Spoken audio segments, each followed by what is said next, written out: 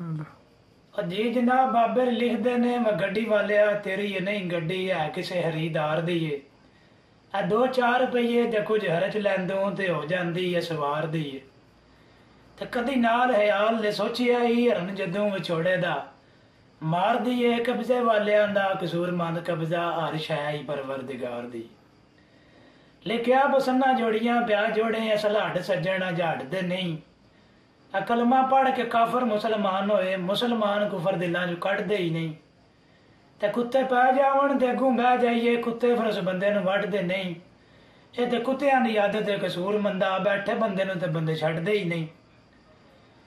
फिर बाबे ने लिखिया जनाब कि ओ मनना भी कदा मनना है कदी मन लिया कदी मने ही ना आयो सिद्धक यकीन दा की फायदा कदी बन लिया कदी बने ही ना तेरे सामने तरे ने सिद्धक यकीन वाले तू ते बदले वन सवनिया ना सिद्धक सोहनी दा वेख कसूर मंदा अखी वेख कच्चा तावी भनिया ही ना।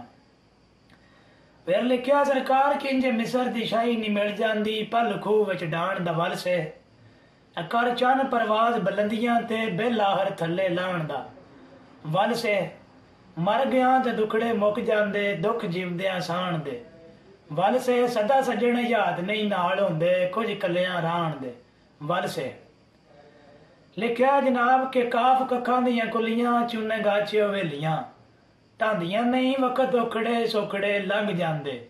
गल्लां याद सजना दियां रांदियां नहीं मलकन मुदत नमाणी पाए फेरा महंदियां हत्थां दे लगियां रांदियां नहीं मोहम्मद बूटिया मापे उदों याद आवन जदों सिर मुसीबतां पैंदियां नहीं। तो मौला अली पाक दी शान में चंद लैना ने सरकार के असी कंड मगर नहीं किसी दे गल करदे साडा काम है गल मूंह ते कर जाना ते कई बंदे पिड़ छड़ के नस जांदे ने साडा काम है पिड़ च खड़ जाना मलंग असी मौला अली पाक सरकार दे हर मुनकर नाल असां लड़ जाना अली मौला दे नां ते जीने आ ते अली मौला दे नां ते मर जाना बेहक दसना डार मलंगा नूं तलवार दा केड़ा खौफ है ते जदा मीसम वांग अकीदा है वत दाड़ दा केड़ा खौफ है